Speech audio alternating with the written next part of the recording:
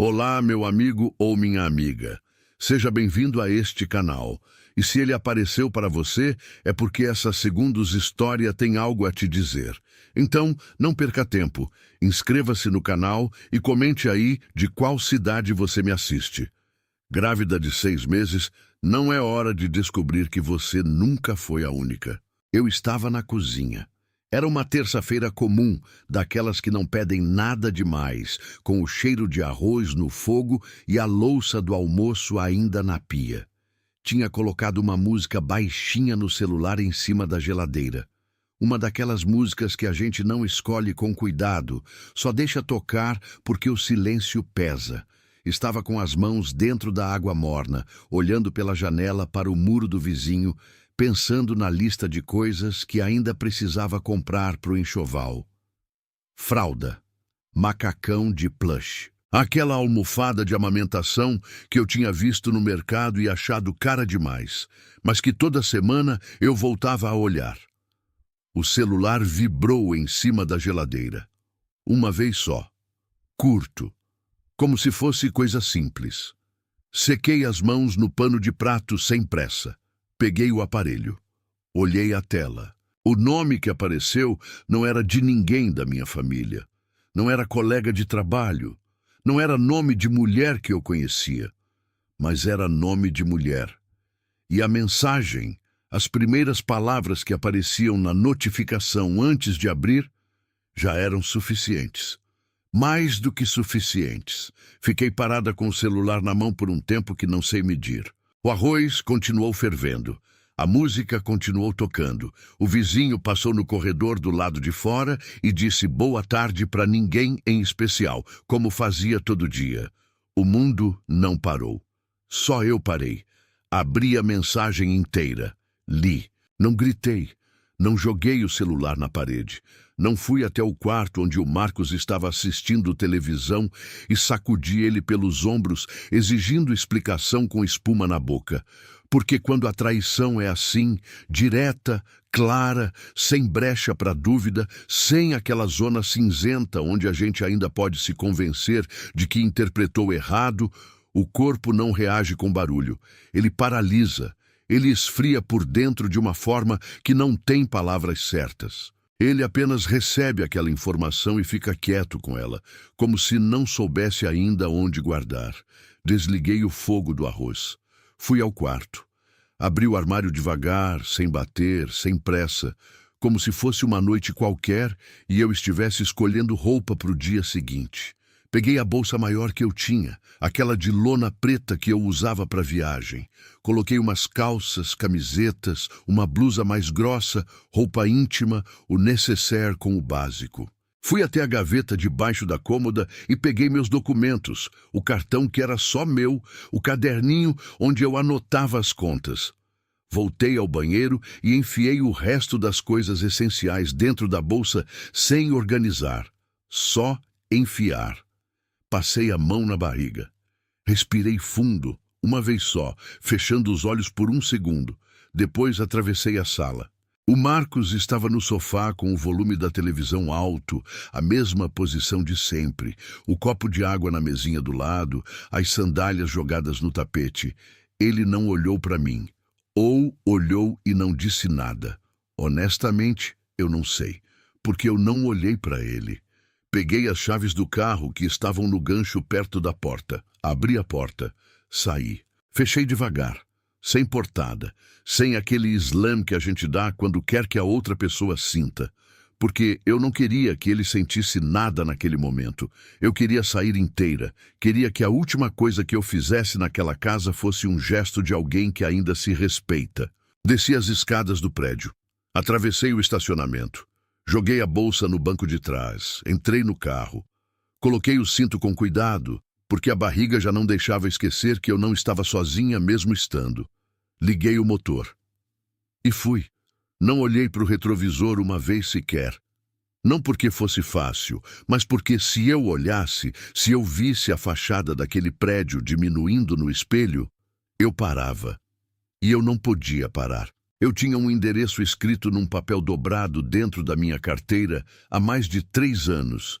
Minha tia Lourdes tinha me dado quando a bisavó morreu e deixou um sítio no interior do Maranhão que ninguém da família quis tomar conta. Fica lá, Cláudia. Tá registrado no seu nome porque você era a quem ela mais gostava. Um dia pode ser útil.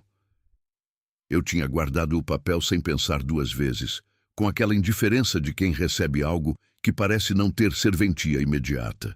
Nunca imaginei que ia precisar assim, nessa situação, nessa hora. Mas a vida tem uma precisão silenciosa que a gente só entende de trás para frente. Dirigi a noite inteira pela BR, depois pela estadual, depois por uma estrada de terra, que o GPS chamava de rota alternativa, mas que era basicamente um caminho de barro vermelho, cortando roças e pastos sem iluminação nenhuma. Parei num posto de gasolina às 3 da manhã para abastecer e comprar biscoito. O atendente, um rapaz jovem com olho de sono, olhou para minha barriga e depois para o meu rosto e não disse nada. Só passou o cartão com o cuidado de quem percebe que não é hora de perguntar. Cheguei quando o sol ainda não tinha chegado. A estrada de terra vermelha estava encharcada de sereno e o carro abriu sulcos fundos nos últimos 200 metros. O GPS tinha desistido muito antes. Mas eu sabia que era o lugar certo porque o portão de madeira carcomida tinha um ferro enferrujado com o nome gravado a fogo, Sítio Bom Jesus. As letras estavam quase tomadas pelo ferrugem, mas ainda dava para ler. Fiquei no carro com o motor desligado por um longo tempo.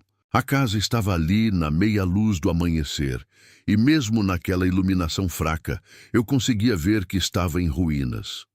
O telhado tinha cedido num canto, deixando uma abertura grande por onde o céu entrava direto. As paredes de adobe tinham rachaduras largas, algumas com plantas nascendo dentro, como se a natureza tivesse começado o trabalho de engolir aquilo de volta para a terra. As janelas eram vãos abertos sem vidro, sem grade, sem nada, só o espaço onde algum dia houve proteção. A varanda da frente estava tomada por capim alto e um arbusto espinhoso que cresceu torto e largo, ocupando quase a metade do espaço. O vento passava dentro daquela casa como se ela não tivesse paredes. Ela rangia. Um rangido baixo, contínuo, de madeira velha e estrutura que aprendeu a ceder sem quebrar de vez. Como se aquela casa também tivesse sido deixada para trás por alguém e tivesse aprendido a existir sozinha com o que sobrou. Reclinei o banco do carro. Coloquei a mão na barriga. Tá bom, eu disse para ele bem baixinho. A gente vai ficar aqui. Dormi no carro naquela noite com o pescoço torto e a barriga apoiada de lado, com o vidro embaçado de respiração e o barulho dos sapos lá fora fazendo aquele coro de interior que a cidade nunca tem. O medo estava presente. Não era um medo pequeno. Era aquele medo gordo e pesado de quem olha para frente e não enxerga quase nada. Só escuridão e a consciência de que voltou a ser responsável por si mesma depois de anos acreditando que dividia isso com alguém. Mas o medo de voltar era maior. No dia seguinte, eu poderia ter ido embora. Poderia ter ligado para minha mãe em São Paulo, que ia atender no segundo toque e dizer para eu pegar a estrada de volta que aquilo era loucura, que uma grávida no meio do nada era perigo. Poderia ter procurado um hotel na cidade mais próxima e ficado lá enquanto pensava num plano mais sensato. Em vez disso, abri a porta do carro. Pisei na terra vermelha ainda úmida. Fui até o portão. Empurrei. Atravessei o quintal. Subi os 2 degraus da varanda estragados que rangeram assustador, mas aguentaram. Entrei na casa.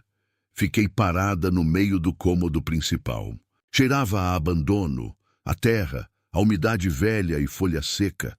Havia um ninho de pássaro caído no canto, uma garrafa de vidro marrom sem tampa no vão da janela, uma cadeira de madeira quebrada ao meio, como se alguém tivesse sentado com raiva. Folhas secas cobriam o chão inteiro, entrando pelos vãos das janelas trazidas pelo vento de anos. Olhei para tudo aquilo por um bom tempo. Depois fui até o carro, peguei a bolsa, voltei para dentro e coloquei a bolsa no canto menos sujo que encontrei. Então, eu disse em voz alta, Para ninguém, ou talvez para casa, vamos começar. Os primeiros dias foram os mais duros da minha vida inteira, e eu já tinha tido dias duros antes. Varri o chão com uma vassoura que encontrei pendurada num prego na parede dos fundos, com o cabo quebrado no meio, que eu amarrei com um arame que achei enrolado numa gaveta cheia de ferrugem. Juntei as folhas, os galhos, as fezes de bicho que não quis identificar direito e joguei tudo num canto do quintal. Sacudi as paredes com um pano preso numa vara para tirar teia e poeira. Tapei as rachaduras menores com uma mistura de barro e palha molhada, que aprendi assistindo vídeo no celular, usando os últimos percentuais de sinal que a antena do telhado ainda pegava de longe. A barriga pesava. O sol do Maranhão não pede licença.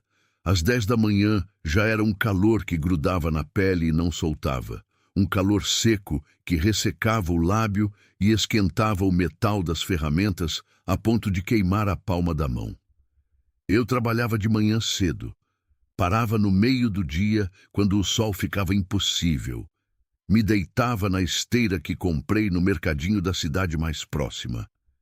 E voltava no final da tarde, quando o ar esfriava um pouco. Foi no terceiro dia que apareceu o seu Benedito. Eu estava arrancando um arbusto espinhoso da varanda quando ouvi o barulho de um motor de caminhonete velha parando na frente do portão. Olhei. Um homem desceu. Tinha uns 70 anos, chapéu de palha encardido, camisa xadrez de manga longa mesmo no calor, calça de brim surrada e botina de couro. Ficou parado do lado de fora do portão, me olhando sem pressa. "A senhora comprou esse sítio?" ele perguntou. "Herdei", eu disse.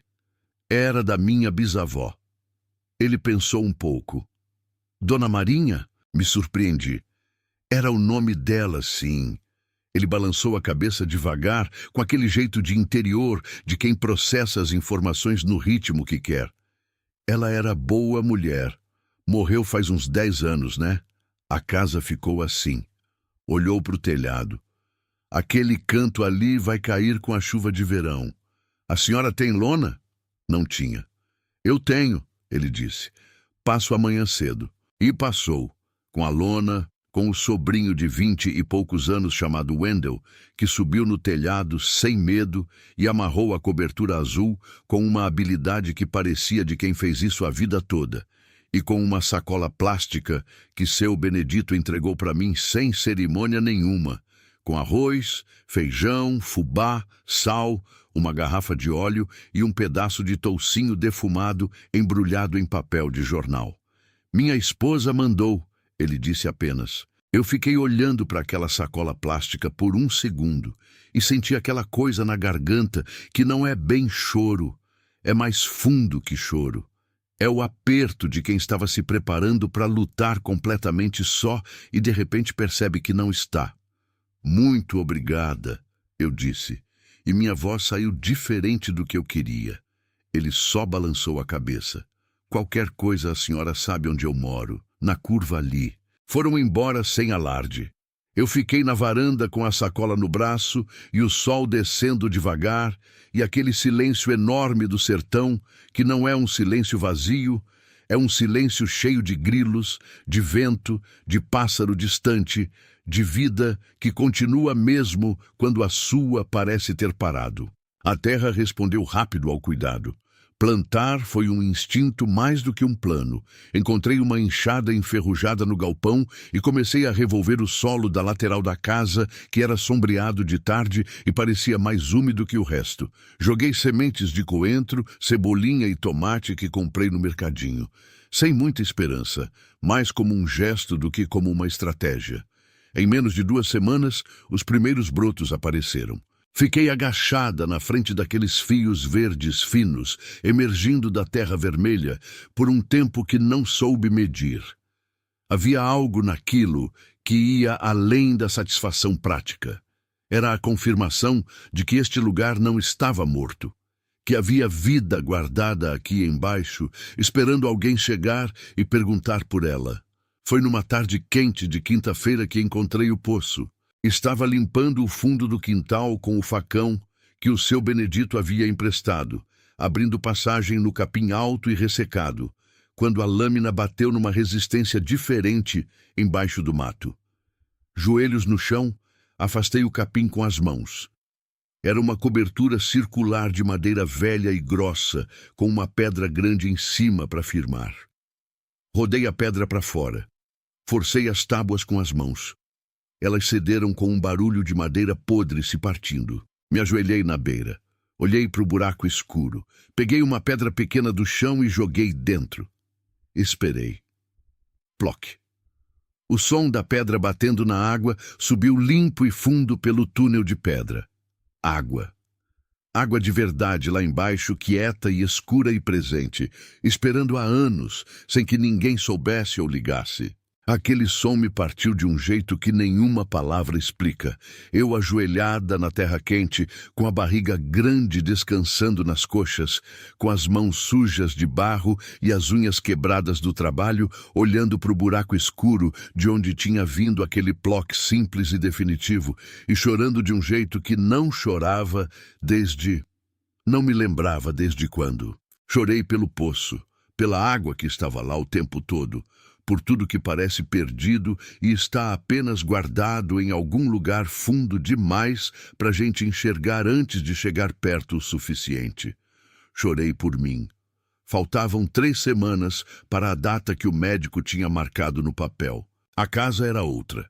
O chão tinha sido cimentado por Wendell numa tarde de sábado em que ele apareceu com uma betoneira pequena na caçamba da caminhonete do tio, sem avisar, sem pedir nada. Só disse, hoje a gente faz o piso. E fez. As janelas tinham ganhado plástico transparente esticado e fixado com régua de madeira, o que não era bonito, mas resolvia. A goteira do telhado tinha parado depois que Wendell voltou para ajustar a lona. A horta estava crescida e farta, com tomate vermelho pesando nos galhos e cebolinha em tufo que eu colhia todo dia. A dona Raimunda da cidade vizinha, uma mulher pequenininha de cabelo grisalho que vendia tempero na feira de sábado, tinha me ensinado a fazer bolo de mandioca no forno de ferro, e agora eu fazia toda semana, porque ela disse que criança precisa nascer em casa com cheiro de comida boa. Eu tinha construído uma rotina. Acordava cedo, buscava água no poço, que Wendell já tinha ajeitado com uma corda e um balde de plástico novo. Colocava o café para ferver, regava a horta, fazia o serviço da casa enquanto o calor ainda estava tolerável. Almoçava. Descansava no calor do meio-dia. Voltava para o serviço no fim da tarde. Jantava e dormia cedo, com a mão na barriga sentindo os movimentos, que tinham ficado mais fortes e mais frequentes nas últimas semanas, como se ele já estivesse avisando que estava quase na hora. A caixinha de enxoval estava pronta. Um pano de prato estampado, forrando por dentro, roupinhas lavadas e dobradas em pilinha, o coeiro que a dona Raimunda tinha tricotado de lã branca porque disse que era tradição, o saquinho de erva cidreira seca que ela pendurou na cabeceira da cama porque faz o bebê dormir tranquilo. Tudo no lugar. Então veio a noite de terça-feira. Tinha vindo uma frente de chuva desde o fim da tarde, daquelas que o céu anuncia com antecedência, ficando roxo escuro no horizonte e mandando um vento quente e úmido que dobra as árvores antes mesmo de cair a primeira gota. Eu tinha recolhido as roupas do varal, fechado as janelas, colocado a lona extra sobre a horta. Tudo certo. Deitei às 9 da noite. A dor começou à 1h30 da madrugada. Não foi gradual, foi uma onda que me acordou do sono fundo e me deixou sentada na cama em 2 segundos, completamente acordada, com aquela clareza horrível de quem entende imediatamente o que está acontecendo. Peguei o celular, sem sinal. A chuva tinha chegado pesada e o telhado de lona amplificava cada gota. Um barulho ensurdecedor de água batendo em plástico que se misturava com o ronco do trovão vindo de longe. Tentei mover o celular para todos os cantos da casa procurando um pixel de sinal. Nada. Peguei as chaves do carro, abri a porta. A chuva estava caindo densa e inclinada, aquela chuva grossa de verão que transforma a terra em lama em questão de minutos. A estrada que levava até a rua de chão batido, que levava até a estadual, já estava escura e espelhada de água. Entrei no carro mesmo assim, liguei o motor, tentei avançar. Na primeira curva do caminho, as rodas traseiras afundaram na lama até o eixo. O carro não saiu. Tentei 3 vezes, 4. O motor roncou, as rodas giraram no barro, fazendo um som de sucção grossa, e nada. O carro estava atolado. Fui atravessada por uma dor que me dobrou sobre o volante e precisei respirar fundo, contando como tinha aprendido nos vídeos, até ela passar. Voltei para casa na chuva. Entrei encharcada. Fui até o fogão de lenha e coloquei lenha para queimar, com as mãos trêmulas, porque precisava de água quente e precisava de calor e precisava de algo concreto para fazer, enquanto o corpo seguia seu caminho independente da minha vontade. Peguei as toalhas que estavam separadas, o coeiro, o saquinho com o que o médico da cidade tinha me ensinado a ter em casa, só por precaução, porque eu tinha perguntado na última consulta, sem avisar o Marcos, que eu estava planejando ficar longe de hospital, porque alguma parte de mim já sabia, antes de saber conscientemente. E então eu fiz o que toda mulher que chega nesse momento sem ninguém do lado tem que fazer. Foquei. Respirei.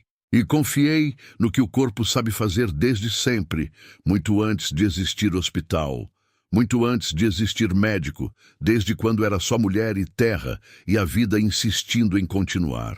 As horas que se seguiram foram as mais intensas da minha existência. Não vou detalhar, porque algumas coisas pertencem só a mim, mas vou dizer o que importa. Aquela dor não era só física. Era acumulada, era tudo que eu tinha segurado desde a noite do celular. Era a estrada escura, era cada dia de enxada e barro nas mãos, era o medo de ter errado, era a saudade de uma vida que eu achei que ia ter. Era a raiva, era o amor que não foi correspondido da forma que merecia. Era tudo aquilo saindo junto, de uma vez, numa noite de chuva torrencial no meio do Maranhão, com o trovão batendo lá fora, e o fogo crepitando no fogão. Quando a chuva começou a diminuir e o céu ainda estava preto, mas a chuva havia cansado, o choro chegou. Alto, forte, indignado com o mundo. Aquele choro cheio de vida que ecoou pela casa silenciosa como a coisa mais bonita que eu já ouvi na minha vida inteira. Eu segurei aquele peso quente e pequeno nos braços e fiquei olhando para aquele rosto vermelho e franzido que parecia com raiva de tudo, e as lágrimas caíram, mas eram diferentes de todas as outras que tinham caído antes. Essas eram de alívio, de espanto, daquele amor impossível de preparar, que chega inteiro e de uma vez e ocupa um espaço que você não sabia que existia dentro de você. Bem-vindo, eu disse em voz baixa. Aqui é difícil, a gente não tem muito, mas a gente fica. Do lado de fora, a chuva tinha parado. Os grilos tinham voltado. O céu começava a clarear na borda mais longe do horizonte, aquele azul escuro que antecede o dia. Mateus chegou no mundo exatamente quando o sol nascia. 6 meses depois, o sítio tem um nome novo pintado na pedra do portão. Sítio do Mateus, em letras verdes feitas com tinta de esmalte que o Wendel trouxe numa tarde sem ser pedido, dizendo que seu Benedito tinha mandado porque todo lugar precisa de um nome que signifique alguém. Eu concordei sem discutir. O Mateus é a pessoa mais importante que já pisou nessa terra, justo que a terra leve o nome dele. O telhado está inteiro desde o mês passado, quando trocamos a lona por telha de barro que comprei fiada no armazém da cidade, pagando em parcelas que o dono do armazém, o seu Laécio, aceitou sem hesitar depois que seu Benedito teve uma conversa com ele que eu não ouvi, mas cujos efeitos senti. O piso está cimentado. As janelas têm vidro agora, comprado de segunda mão, numa casa que estava sendo demolida na cidade. A varanda foi limpa, nivelada e tem 2 vasos com begônia vermelha que a dona Raimunda trouxe numa caixinha de ovos porque disse que begônia em varanda afasta pensamento ruim.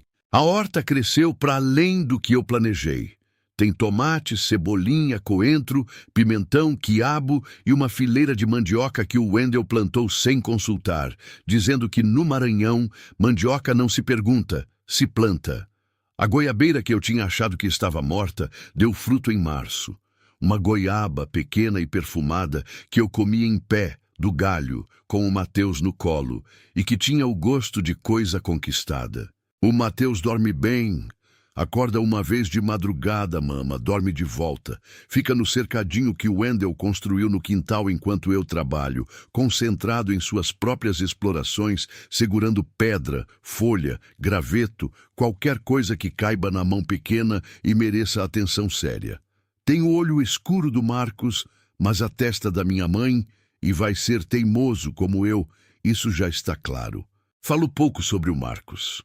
Não porque dói muito, mas porque foi ficando cada vez menos presente no meu pensamento, como uma mancha que a luz do dia vai clareando aos poucos até não ser mais mancha, só parte do fundo.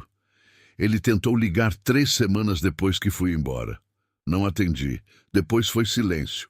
Acho que o silêncio foi o presente mais honesto que ele me deu. Os cachorros da vizinhança vieram dormir na varanda por conta própria, como se tivessem decidido em reunião que aqui era um lugar seguro. São 3, sem raça definida, com nome dado pelo Mateus, que ainda não fala, mas aponta o dedo e vocaliza com muita convicção. O seu Benedito ri toda vez que vem visitar e diz que criança que chega em casa assim, com bicho adotando antes de ela saber falar, é criança de sorte. Tem dias que é difícil, e eu não vou mentir dizendo que não tem. O dinheiro aperta no fim do mês. O trabalho não para. A solidão bate nas noites em que o silêncio fica grande e eu me lembro que tenho 29 anos e poderia estar em algum lugar mais simples de viver. O corpo ainda carrega o cansaço dos meses anteriores.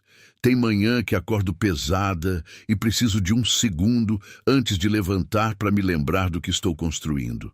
Mas é um silêncio diferente do de antes. Antes, em São Paulo, no apartamento, o silêncio era vazio. Era ausência.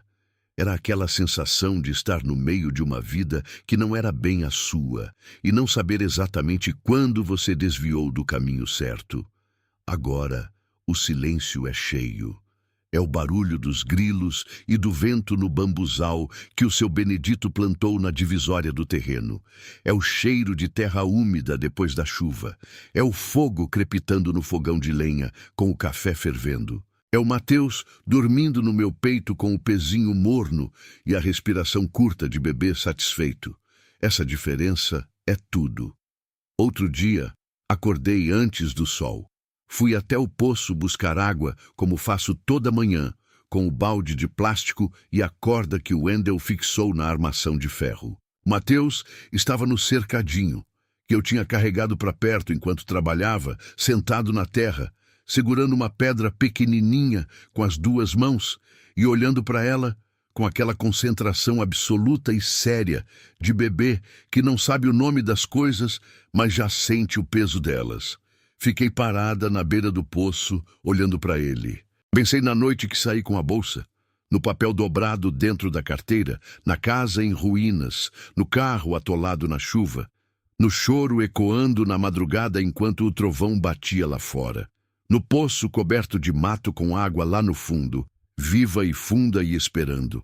Pensei que a vida tem poços assim, lugares dentro da gente que parecem abandonados, secos, sem serventia, que a gente cobre com tábua e pedra e vai ignorando porque tem outras coisas mais urgentes. E que às vezes é preciso perder tudo o que era falso, atravessar uma noite inteira de estrada escura, chegar num lugar que parece impossível e se ajoelhar na terra vermelha e jogar uma pedra no escuro para escutar que ainda tem água lá embaixo. Ainda tem vida, ainda tem você. O Mateus levantou os olhos da pedra e me olhou com aquela seriedade de bebê que parece julgamento, Mas é só curiosidade. Esticou o braço na minha direção. Larguei o balde. Me agachei no chão do quintal ao lado dele. Peguei a mão pequenininha que ele estendia. Ele abriu os dedos e a pedra caiu entre os dois, no espaço entre as nossas mãos abertas. Ficamos um tempo assim, nenhuma palavra. O sol nascendo devagar atrás da linha de bambuzal, o cheiro de terra, o canto do galo do seu Benedito vindo da curva da estrada. Eu tinha saído daquela cidade sem saber onde estava indo. Tinha chegado num lugar quebrado que parecia não ter nada. E o que encontrei aqui foi a única coisa que importa de verdade. A prova de que mesmo quando tudo parece perdido, a água ainda está lá, no fundo, esperando. Só precisava de alguém corajoso o suficiente para jogar a pedra e escutar. Às vezes, o único caminho de volta para si mesma passa por uma estrada que você nunca imaginou percorrer. E o recomeço não vem com fanfarra. Vem quieto, numa manhã simples, com uma mão pequenininha estendida na sua direção, te lembrando que ficar foi a melhor escolha que você já fez. Tem uma hora do dia no Maranhão que não existe em nenhum outro lugar do mundo. É o momento exato entre a última escuridão e a primeira luz, quando o céu ainda não é dia, mas já desistiu de ser noite. O roxo vai cedendo para o azul, que vai cedendo para o laranja nas bordas.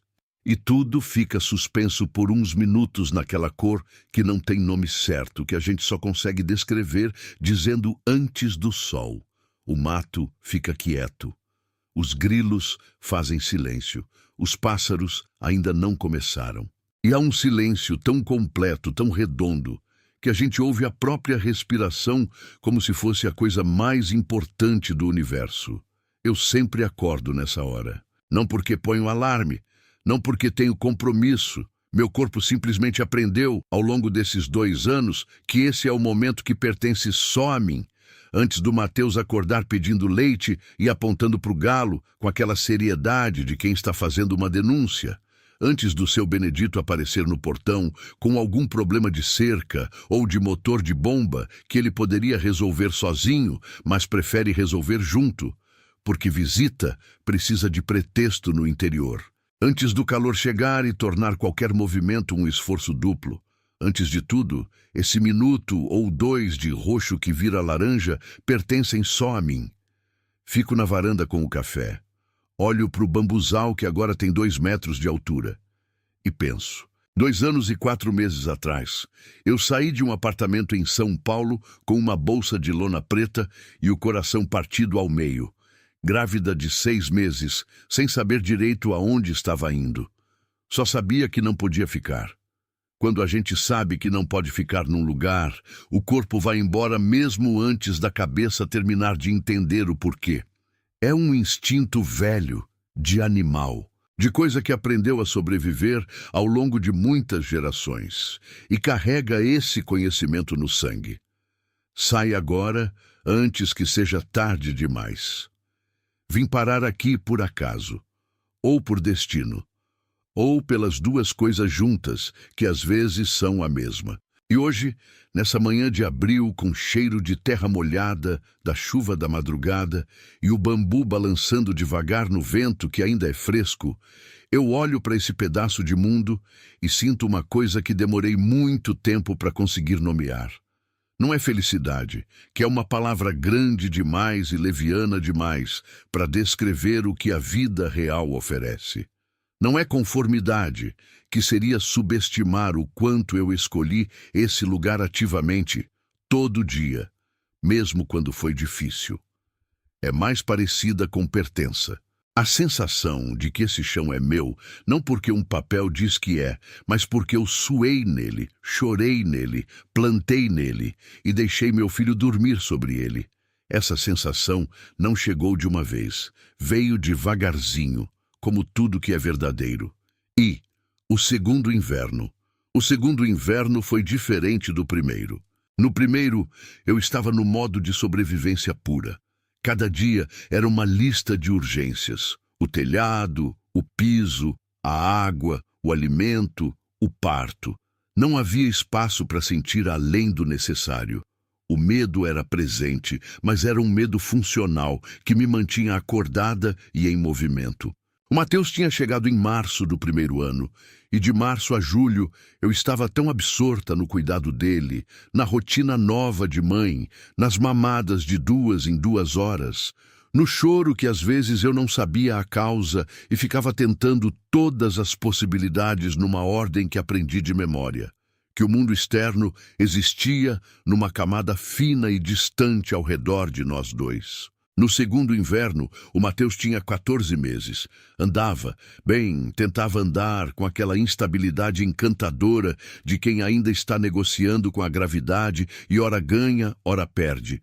Falava 5 ou 6 palavras com clareza e mais umas 15 com uma pronúncia que só eu e a dona Raimunda conseguíamos decodificar. Comia de tudo, com preferência especial por tomate diretamente do pé, que ele arrancava com uma concentração e um prazer que me faziam rir toda vez. Com o Mateus mais independente, eu comecei a sentir. Não é que o primeiro ano não tivesse sentimentos, é que eles ficaram comprimidos, arquivados, empilhados num canto interno que não tinha tempo de abrir durante as urgências. No segundo inverno, com mais tempo, com mais silêncio, com uma rotina que já estava de pé e não precisava mais de atenção constante para não cair, esses sentimentos começaram a aparecer. A solidão chegou primeiro. Não é que eu não tivesse pessoas. O seu Benedito e a dona Zefinha, esposa dele, que eu ainda não tinha mencionado, porque ela era uma presença quieta e constante que só foi ganhando nome na minha vida aos poucos. Ela aparecia às sextas com alguma coisa da horta dela. Umas vezes abóbora, outras jiló, outras um raminho de hortelã que ela dizia que era para colocar na água do banho do Mateus, para afastar mal-olhado. Eram família na prática. O Wendel aparecia sem avisar quando tinha alguma coisa para consertar ou quando não tinha, sendo honesto. A dona Raimunda me ligava todo sábado de manhã, sem falta, para saber como o menino estava. A comunidade pequena da cidade mais próxima, Brejo da Areia, que tinha uns 2.000 habitantes e um mercadinho, uma farmácia, uma escola, uma igrejinha e uma praça com um coreto que ninguém usava, tinha me aceito com uma gentileza discreta que o interior brasileiro tem e que a cidade grande não sabe replicar.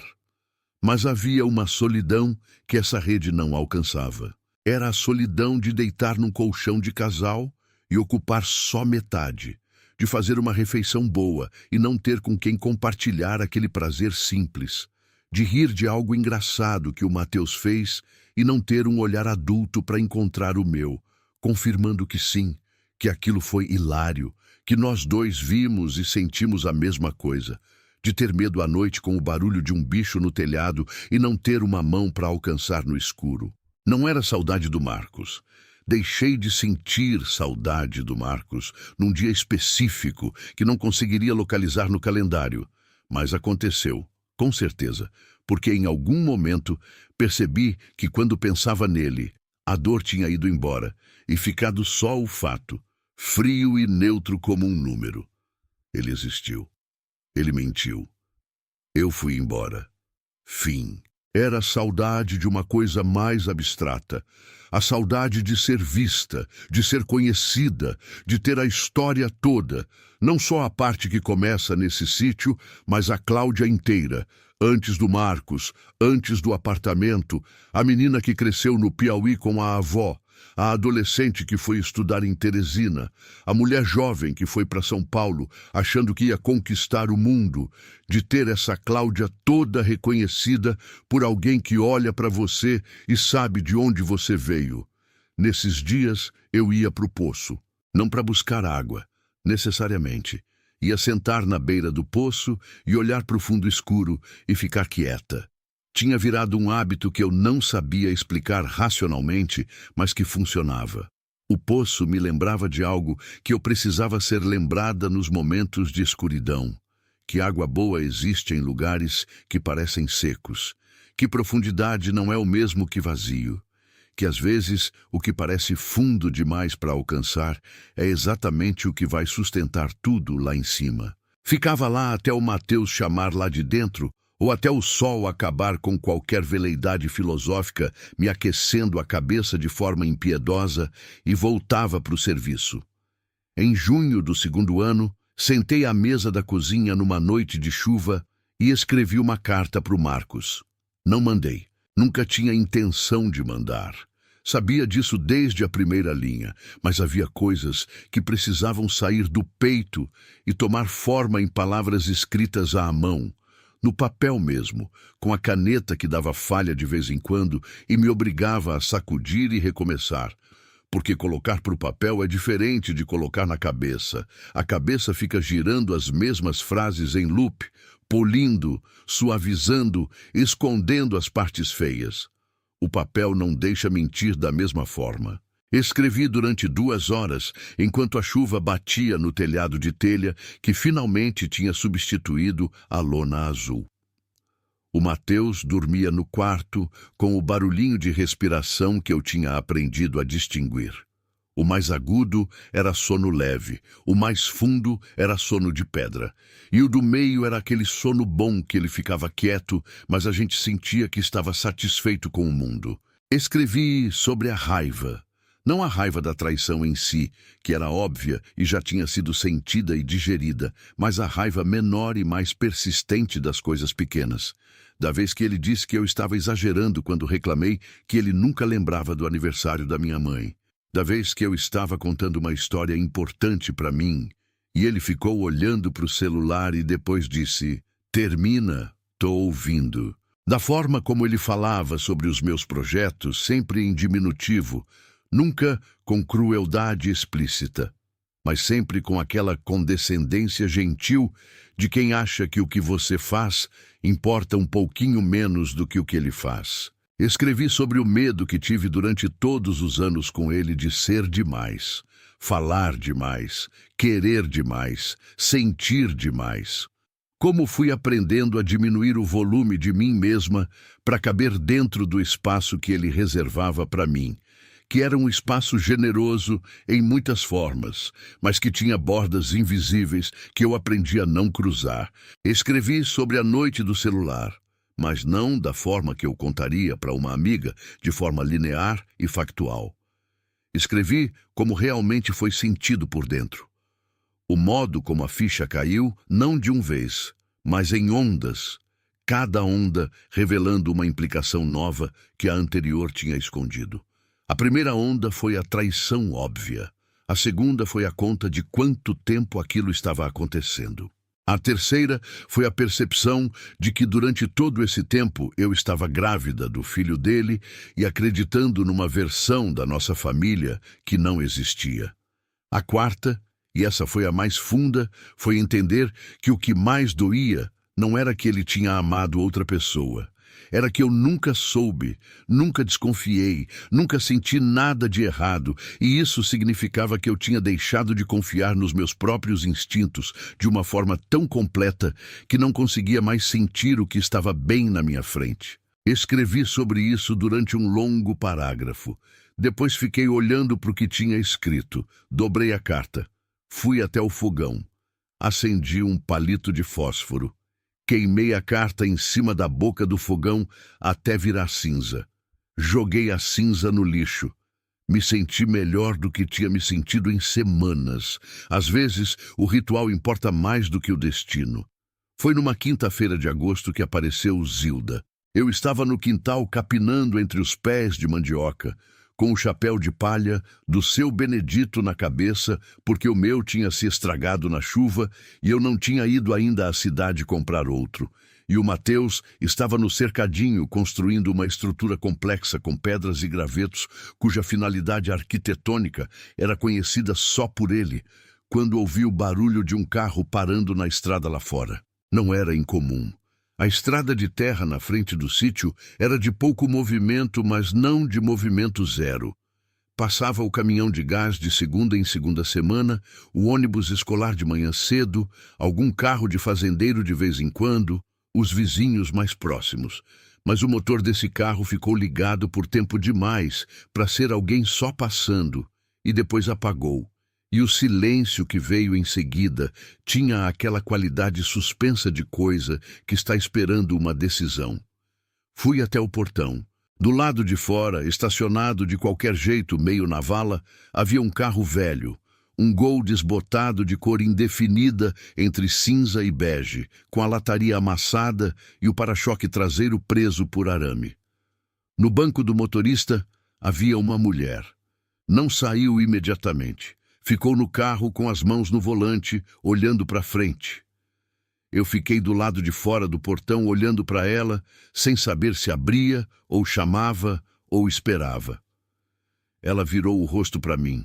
Tinha uns 40 e poucos anos, talvez 50. Era difícil dizer porque o rosto era daqueles que o sofrimento envelhece mais rápido do que o tempo. Cabelo preso num coque frouxo, com mechas caindo. Uma roxidão embaixo do olho esquerdo, que estava em vias de passar, já amarelada nas bordas, mas que ainda era inequívoca para quem sabia o que estava olhando. Abrimos a boca ao mesmo tempo e as duas ficamos quietas. Desculpa, ela disse. Eu vi a casa com luz e... Eu não conheço ninguém aqui, só precisava parar. Abri o portão. Entra, eu disse. Não precisei dizer mais do que isso. Ela se chamava Zilda. Era de Açailândia. Tinha 2 filhos que estavam com a irmã dela em São Luís. E tinha ido embora do marido 3 dias antes, sem avisar ninguém e sem saber exatamente para onde estava indo. Estava dirigindo desde a tarde anterior. Tinha dormido no carro num posto de gasolina e tinha tomado a estrada de terra da frente do sítio por engano, confundindo com a estrada que levava para uma cidade que não era a que ela procurava. Tudo isso ela me contou depois, ao longo de alguns dias. Naquela primeira noite ela não contou nada. Sentou na cadeira da cozinha que eu indiquei, aceitou o café que eu ofereci, ficou olhando para o Mateus, que olhava para ela com aquela franqueza desconcertante de criança que ainda não aprendeu que é indelicado ficar encarando, e ficou quieta. Eu fiquei quieta do outro lado da mesa. O fogão de lenha crepitava. A chuva que tinha ameaçado a tarde inteira finalmente chegou, mansinha. Aquela chuva fina de agosto que não assusta, mas molha tudo. 2 mulheres em silêncio numa cozinha de interior no Maranhão, enquanto a chuva caia lá fora. Eu não perguntei sobre o olho roxo. Ela não ofereceu explicação. Mas havia um entendimento implícito naquele silêncio que dispensava palavras. Algumas histórias a gente reconhece antes de ouvir, porque o corpo da outra pessoa conta antes que ela abra a boca. A forma como ela sentou com as costas curvadas para dentro, como se tentasse ocupar menos espaço do que realmente precisava. A forma como seus olhos varreram a cozinha quando entrou, não de curiosidade, mas de verificação, checando saídas e distâncias. A forma como ela segurou a xícara de café com as 2 mãos, não pelo calor, mas pela necessidade de ter algo sólido e real para firmar. Eu conhecia esse jeito de existir num espaço. Tinha sido assim por 6 anos. Tem um quarto vazio, eu disse quando a chuva ficou mais forte. Você pode ficar esta noite. Ela ficou 3 semanas. Não foi fácil no começo. Não porque havia conflito. Era mais o desconforto de 2 ritmos diferentes, aprendendo a ocupar o mesmo espaço. Eu tinha minha rotina construída com muito cuidado ao longo de 1 ano, cada hora no lugar certo, cada tarefa no tempo certo, e a presença de outra pessoa adulta na casa mexia com isso de formas que eu não esperava. Ela acordava mais tarde, deixava a torneira aberta enquanto lavava a louça. Colocava as coisas em lugares diferentes dos que eu tinha designado. Pequenas coisas que não eram erradas. Eram só diferentes, mas que exigiam de mim uma flexibilidade que eu tinha esquecido de exercitar. E ela carregava um peso que eu conseguia ver mesmo quando ela não falava. Havia momentos em que ela simplesmente parava no meio de uma tarefa, a mão segurando a vassoura ou a colher, os olhos indo para um lugar que não era a cozinha, e ficava assim por alguns segundos antes de voltar. Eu aprendi a não interromper esses momentos. Deixava ela ir e voltar no tempo dela. Aos poucos, as histórias foram saindo. Não de uma vez, não em confissão ordenada, mas em fragmentos que apareciam na conversa quando a guarda baixava. Uma tarde ela estava peneirando farinha e disse, sem olhar para mim, faz 6 anos que não cozinho o que eu gosto. Ele não gostava de comida com coentro. Aí eu parei de colocar. Outra vez, enquanto dávamos banho no Mateus juntas, porque ele tinha descoberto o prazer de tentar escalar a borda da banheirinha e precisava de 2 pessoas para ser contido, ela disse, o meu mais velho tem a mesma testa que o Mateus. Fico pensando nele o dia inteiro. E eu não disse nada de imediato, deixei o espaço existir, e depois de um tempo, ela continuou. Mas eu precisava ir. Se eu não fosse, eu não sei o que ia acontecer. E a forma como ela disse, eu não sei o que ia acontecer, deixou claro que ela sabia exatamente o que ia acontecer, e que tinha sido esse saber que finalmente colocou ela no gol desbotado às 3 da manhã de uma terça-feira. Eu contei minha história também. Não toda de uma vez, e não em troca. Contei porque havia algo justo em compartilhar, em não ser só a anfitriã com a vida organizada que estava ajudando a bagunçada. Contei sobre o celular, sobre a bolsa, sobre a estrada de noite. Contei sobre o parto sozinha na chuva. Contei sobre os primeiros meses em que eu caía na cama às 8 da noite de tão cansada que não conseguia pensar. E isso era, paradoxalmente, um alívio. Porque enquanto o corpo estava exausto demais para pensar, o coração ficava em paz. Ela me ouvia com aquela atenção total de quem reconhece a própria história numa versão diferente. A gente é parecida, ela disse uma noite. É, eu concordei. Mas você conseguiu mais rápido. Pensei nessa frase por muitos dias. Conseguiu o quê? Ir embora? Reconstruir, parar de ter medo, e cheguei à conclusão de que não era uma questão de mais rápido ou mais devagar. Era uma questão de quando a janela abre e você está do lado certo para pular. Algumas mulheres demoram 10 anos e outras demoram 3 dias e outras não chegam a pular e ninguém tem direito de apontar o relógio de nenhuma delas, porque ninguém de fora sabe o tamanho do que tem que ser atravessado por dentro antes que o corpo encontre coragem suficiente para as pernas se moverem. Disse isso para ela, ou alguma versão disso, numa noite enquanto descascávamos macaxeira na varanda com a lamparina acesa porque a luz tinha caído de novo. Ela ficou quieta um momento. Nunca pensei assim, ela disse. Eu também não. Fui aprendendo. Na segunda semana, ela começou a ajudar de verdade na horta. Não porque eu pedi, mas porque apareceu uma manhã com a enxada e disse que o pé de pimentão da ponta estava precisando de terra nova ao redor. Tinha razão. Começamos a trabalhar juntas. E descobri que ela sabia coisas que eu não sabia. Era filha de agricultor do interior do Maranhão. Tinha crescido com a mão na terra antes de ir para a cidade e se perder naquela vida. E me ensinou a adubar de um jeito diferente, a perceber quando a folha está pedindo mais luz ou mais sombra, a identificar praga por sinal antes que o estrago apareça. Em troca, eu lhe ensinei a fazer o bolo de mandioca da dona Raimunda, que ela fez e comeu 3 pedaços seguidos com aquela expressão de alguém redescobrir algo que tinha esquecido que existia. Na terceira semana, ela ligou para a irmã.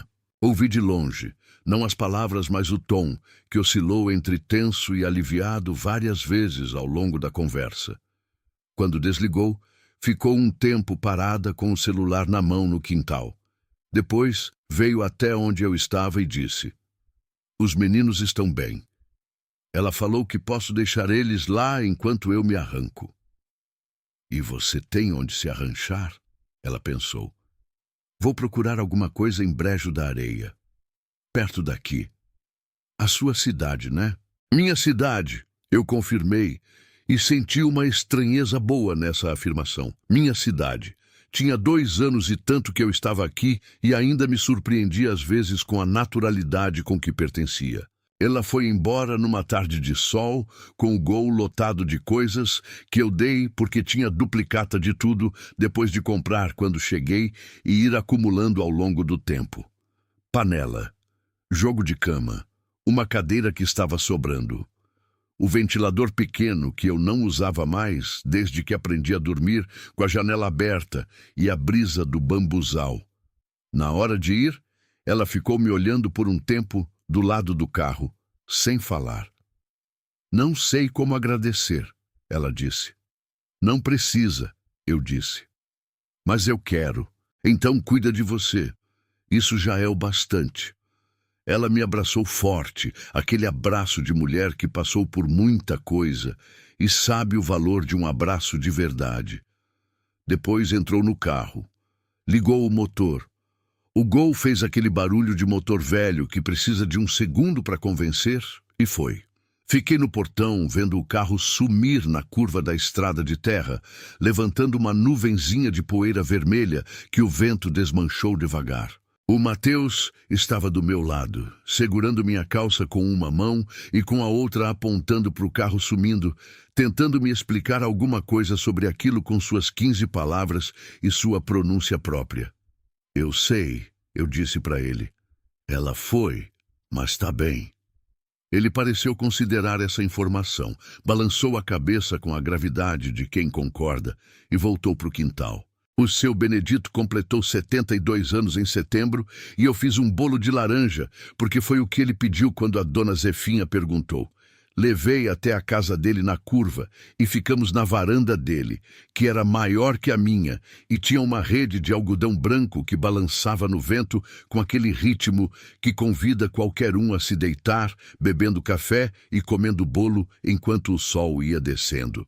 Ele era um homem de poucas palavras, o seu Benedito, não do tipo que fica em silêncio por timidez ou por falta de coisa a dizer, mas do tipo que calculou ao longo da vida quais palavras valem o esforço de ser ditas em voz alta e só diz essas.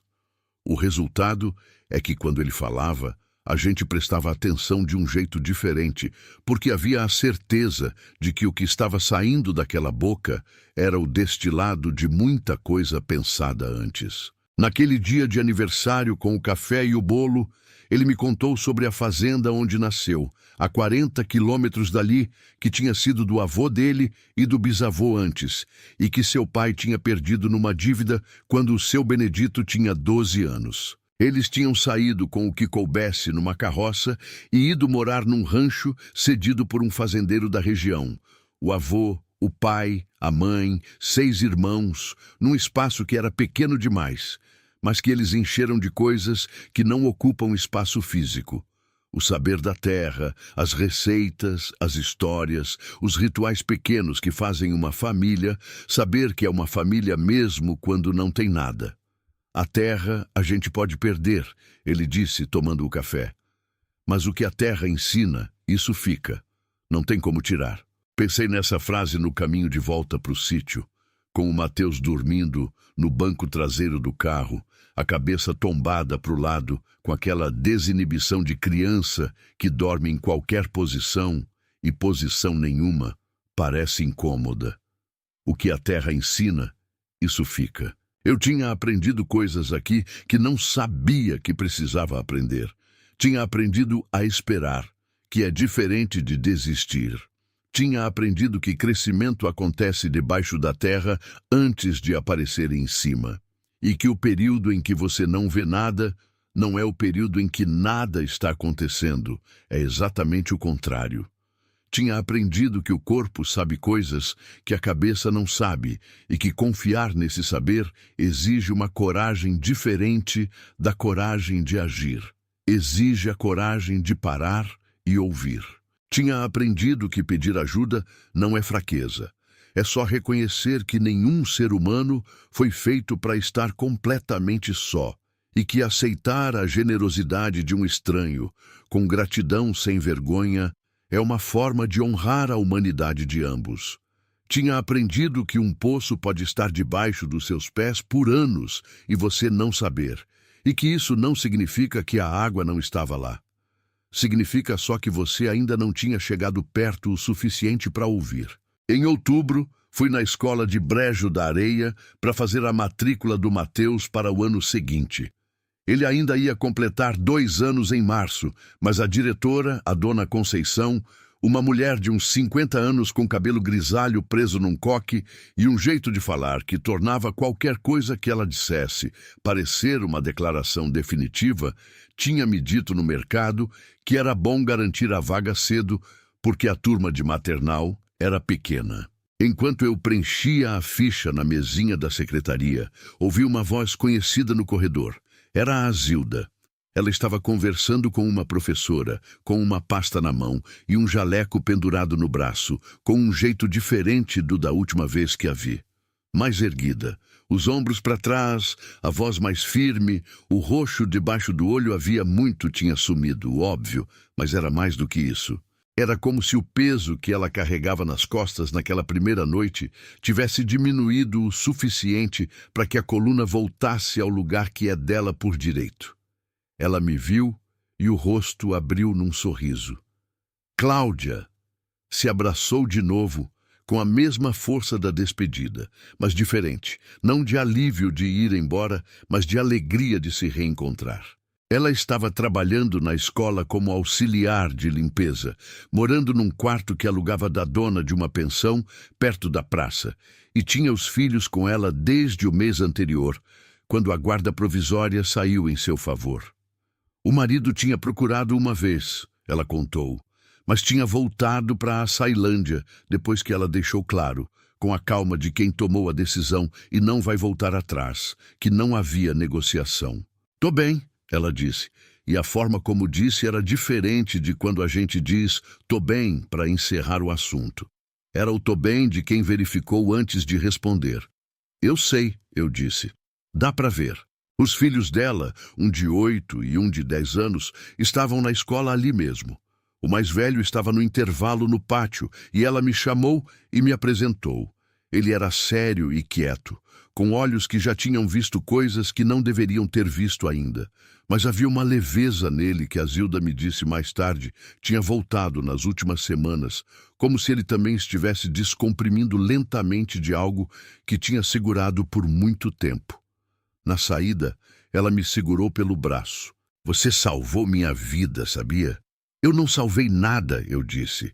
"Você salvou, eu só abri o portão." Ela balançou a cabeça como quem discorda, mas não quer brigar. "Tá bom, mas obrigada pelo portão." Tenho um sonho que eu tinha quando criança e que sumiu quando virei adulta e voltou aqui no sítio. Nele, eu estou numa roça grande, sem começo e sem fim, e o sol está naquele ponto exato do fim de tarde em que a luz fica dourada e lateral, e faz tudo parecer mais importante do que é. Eu caminho pela roça e as plantas são altas o suficiente para que eu só veja o céu por cima e a terra por baixo e as fileiras de verde dos dois lados. Não tem ninguém. Mas não é solidão. É daquele tipo de estar só que é igual a estar inteira, quando a sua própria companhia é suficiente e até boa.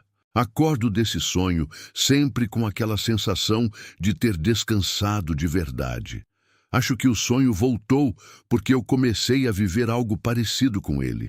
Não é exatamente aquela roça sem fim, é a horta da lateral da casa, que cresceu muito além do que planejei e agora tem quase 20 metros de comprimento e está dividida em seções que cada planta foi escolhendo sozinha, como se soubessem onde queriam ficar, e eu só fui seguindo.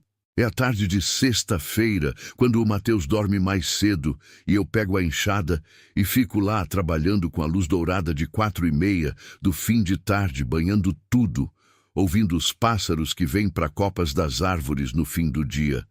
É a sensação de que estou exatamente onde deveria estar. Não é que a vida ficou fácil, ficou mais fácil do que foi. Mas ainda tem mês que o dinheiro aperta e eu preciso calcular com cuidado. Ainda tem dia que o corpo está cansado demais e o serviço não esperou. Ainda tem madrugada que o Mateus acorda com dor de dente agora que está colocando os molares.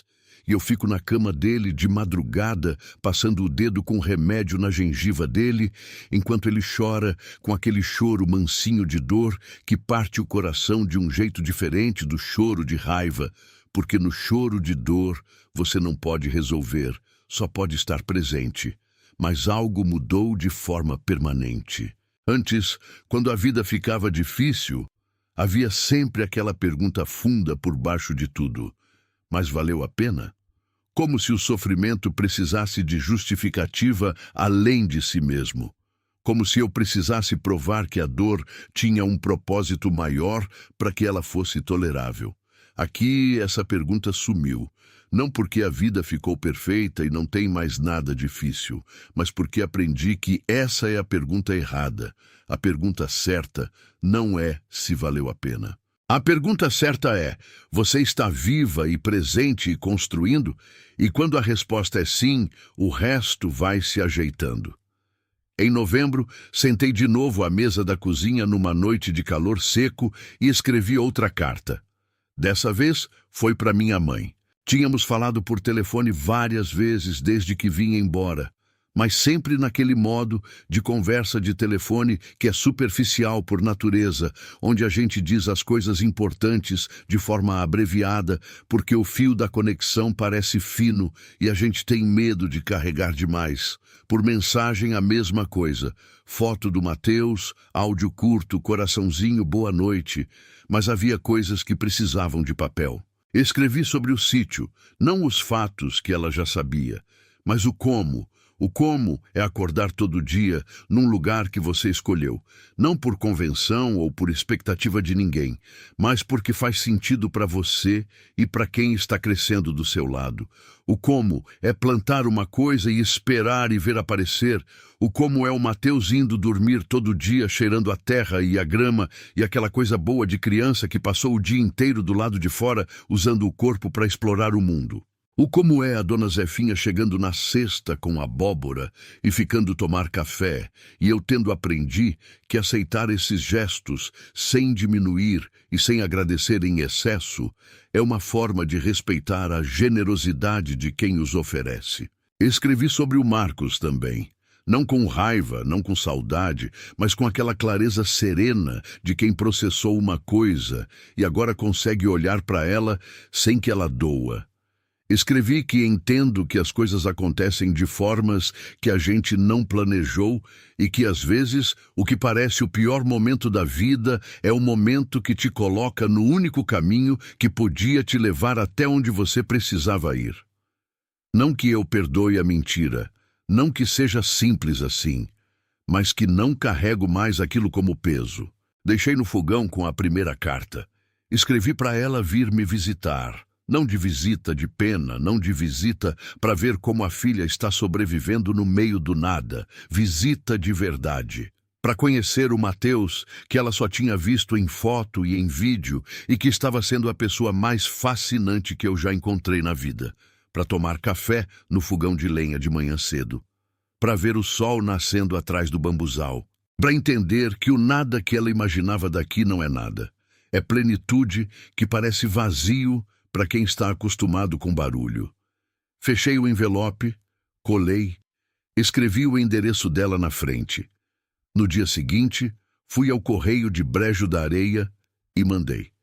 Ela ligou 3 dias depois, quando recebeu, chorando daquele jeito dela que é entre o riso e o choro, e disse que vinha em janeiro. Aconteceu mais cedo do que eu esperava. Ele tinha 2 anos e 2 meses, e a linguagem estava explodindo nele naquele período de uma forma que assustava um pouco. Palavra nova todo dia, conexão nova todo dia, e a capacidade de formular perguntas tinha amadurecido bem à frente da minha capacidade de me preparar para as respostas. Estávamos na horta uma tarde. Ele estava do meu lado, no chapéu de palha minúsculo que a dona Raimunda tinha mandado fazer para ele num armarinhos da cidade, ajudando com sua ajuda de 2 anos, que consiste em segurar a regadora com as 2 mãos e despejar água em qualquer coisa menos na planta que eu indiquei. Eu ia corrigindo o ângulo da regadora com a paciência que a maternidade ensina, que não é a paciência da ausência de frustração, mas a da presença do amor maior que a frustração. Aí ele parou. Olhou para mim com aquele olho escuro e sério. Mãe, cadê pai? Fiquei parada com a mão na regadora. Tinha pensado nessa pergunta muitas vezes. Tinha ensaiado respostas na cabeça, consultado livros, lido artigos, conversado imaginariamente comigo mesma sobre o que dizer e quando e como. Mas na hora, com aquele olhinho esperando, todo o ensaio evaporou. Agachei na frente dele.